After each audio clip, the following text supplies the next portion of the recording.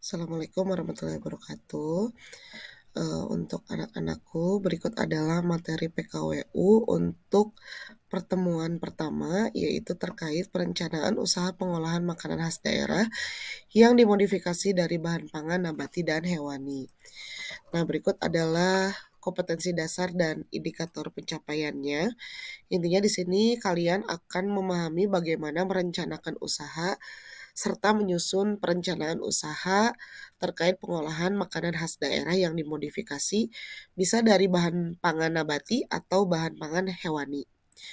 Nah, berikut adalah peta konsepnya, mulai dari pengertian, ide, dan peluang usaha, sumber daya, sampai kalian bisa menyusun rangkah perencanaan usaha.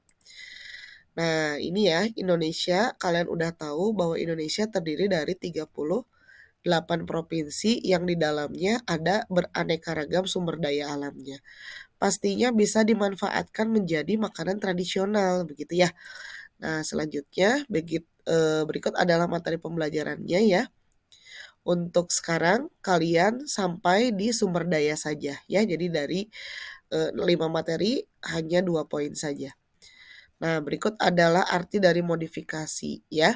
Intinya ketika merintis usaha harus melihat prospek, menyiapkan sarana dan prasarananya, kalian bisa mengembangkan ide dan memodifikasi sehingga menghasilkan makanan yang baru. Nah, bahan pangan sendiri itu ada dua, nabati dan hewani.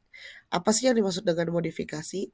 Intinya modifikasi itu kalian nanti bisa mengubah bentuk, mengubah rasa makanan yang awalnya mungkin kurang menarik bisa menjadi lebih menarik, tapi tanpa menghilangkan bentuk dan rasa aslinya. Sehingga bisa menampilkan bentuk dari yang lebih bagus daripada yang aslinya. Nah, apa contohnya? Ini contohnya, misalnya kita tahu ikan teri, ternyata sebelum dimodifikasi, nah mungkin tahu ya teri balado. Nah, namun sekarang setelah dimodifikasi itu, teri balado itu bisa dimodifikasi menjadi sushi gitu ya. Selain itu daging ayam, nah asalnya ayam geprek, sekarang sudah ada tuh ayam geprek mozzarella. Nah, itu maksudnya makanan yang dimodifikasi. Jadi bisa mengubah bentuk atau menambah cita rasanya. Nah, tujuannya apa? Tujuannya bisa memberikan variasi bentuk, kemudian variasi rasa, dan bisa juga memperpanjang usia produk tersebut agar lebih awet. Nah, misalnya ini memberikan variasi bentuk, misalnya nasi goreng yang biasanya di plating biasa, nah sekarang misalnya dibentuk gitu ya, ada matanya, ada alisnya, dan lain-lain. Lalu memberikan variasi rasa, contohnya lumpia. Sekarang lumpia itu bisa diisi coklat gitu ya, ada keju dan lain-lain. Lalu memperpanjang usia produk agar lebih awet, contohnya adalah manisan kering dari buah-buahan ya. Jadi supaya lebih awet tuh buah-buahannya. Nah, selanjutnya ide dan peluang usaha, intinya kalian bisa memahami bagaimana ide dan peluang usaha untuk pengolahan makanan khas daerah ya. Lalu ini adalah ciri-ciri usaha yang potensial, intinya punya nilai jual tinggi, bukan sekedar ambisi. Jadi harus dibuktikan dalam bentuk nyata dan kalau bisa bertahan lama ya. Namun mungkin sekarang skala usahanya itu skala mikro dulu ya. Dan kalau bisa tidak terlalu banyak modal, tapi bisa menguntungkan ya. Selanjutnya ini adalah ciri-ciri peluang usaha yang baik gitu ya. Dan selanjutnya bagaimana memulai untuk, berwirausaha, kalian harus research dulu ya atau riset dulu nih di sekitar kalian seperti apa. Langkah-langkahnya adalah ini, jadi mulai dari perumusan masalah, ya kalian mengidentifikasi dulu tuh masalah di sekitar kalian itu bagaimana gitu ya tentang, ruang lingkup modifikasi bahan pangan sampai kalian bisa menghasilkan sesuatu produk ya. Nah, ini contohnya hasil riset pasar, ternyata makanan tersebut butuh awet, harus higienis, ingin variasi rasa, dan lain-lain. Nah, sehingga itulah hasil riset yang nantinya kalian akan dimodifikasi dan akan mengembangkan produk tersebut.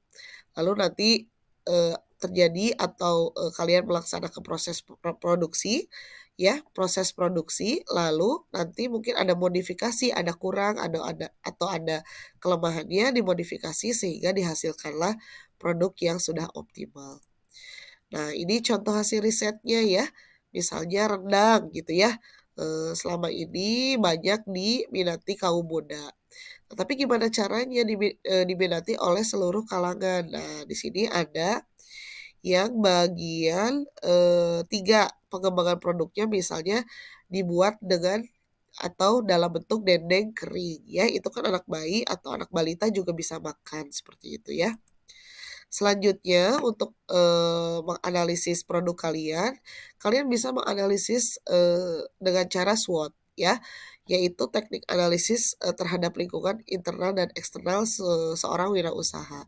Jadi kalian lihat dulu nih strength atau kekuatan dari produk kalian dan kelemahannya bagaimana weakness-nya. Jadi itu adalah, faktor internal. Sedangkan O dan T, opportunities dan threat, opportunities adalah peluang, T adalah threats, adalah ancaman. Bagaimana ancaman dan peluang dari luar gitu ya. Nah, berikut adalah contohnya terkait analisis SWOT suatu produk ya. Selanjutnya, nah, sumber daya yang dibutuhkan untuk mengembangkan produk kalian, kita singkatnya dengan 6M. Apa aja? Ada man, money, mesin, material, method, dan market. Man adalah pelaku usaha. Kalian, satu kelompok silahkan dibagi. Nanti siapa yang menjadi CEO, bendahara, sekretaris, dan lain-lain ya. Namun nanti dalam membuat produk itu harus semuanya ya.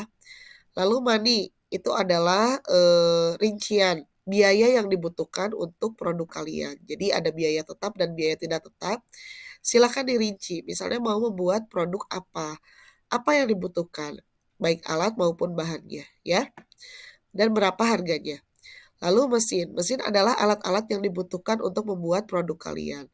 Lalu material, material adalah bahan-bahan. Jadi bahan-bahan apa saja yang dibutuhkan untuk membentuk atau untuk membuat produk modifikasi tersebut. Lalu metode, metode adalah cara. Cara atau langkah, langkah kerja gitu ya untuk membuat produk kalian. Dan terakhir adalah market. Nah, silakan marketnya siapa atau target pasarnya siapa produk kalian. Apakah untuk semua kalangan, untuk, anak remaja, untuk orang dewasa atau lansia, terserah, tergantung produk masing-masing, ya. Nah, berikutnya adalah, perencanaan berdasarkan jangka waktu, ruang lingkup, dan tingkatan. Mungkin untuk sekarang perencanaannya untuk kurang dari 1 tahun saja ya, jadi kita pakainya yang short range saja karena memang pembelajarannya kan kurang dari 1 tahun ya. Nanti kalau sudah dikembangkan bisa kalian merencanakan dalam bentuk medium range atau long range seperti itu ya. Nah, berikutnya silakan setiap kelompok mengamati sekitar lingkungan kalian bagaimana usaha makanan khas daerah yang dimodifikasi dari bahan pangan nabati dan hewani. Nah, misalnya bahan bakunya adalah nabati. Nabati contohnya kentang. Nah, kentang itu bisa dibuat dalam bentuk apa saja. Misalnya ada dalam bentuk donat atau perkedel dan lain sebagainya gitu ya. Itu bahan yang pertama. Lalu bahan yang kedua misalnya nabatinya adalah ubi. Nah, kira-kira ubi bisa dibuat produk seperti apa saja. Nah, silakan kalian cari lagi ya. Jadi ada 5 bahan nabati yang dimodifikasi menjadi produk makanan apa saja, berikut juga hewani. Nah, nanti dari, tugas satu ini silakan tentukan satu saja yang kira-kira akan menjadi produk yang akan kalian modifikasi gitu ya. Kalau bisa yang nabati aja supaya lebih murah ya, modalnya. Nah, nanti satu produk itu silakan kalian analisis secara SWOT. Bagaimana kekuatannya, bagaimana kelemahannya, bagaimana peluangnya, dan bagaimana ancamannya dari luar ya. Dan selanjutnya yang terakhir kalian menganalisis sumber daya yang digunakan atau yang ada pada produk yang akan dimodifikasi. Jadi main-nya siapa, pelaku usahanya siapa saja. Lalu money atau, rincian biayanya seperti apa, target pasarnya siapa saja, mesin adalah alat yang digunakan, metode adalah langkah kerjanya, dan material bahan-bahan yang digunakannya, ya. Nah, jadi untuk setiap kelompok silakan mengerjakan 3 tugas ini ya, secara, diskusi nanti dikumpulkan, ya. Oke, mungkin itu saja. Terima kasih. Assalamualaikum warahmatullahi wabarakatuh.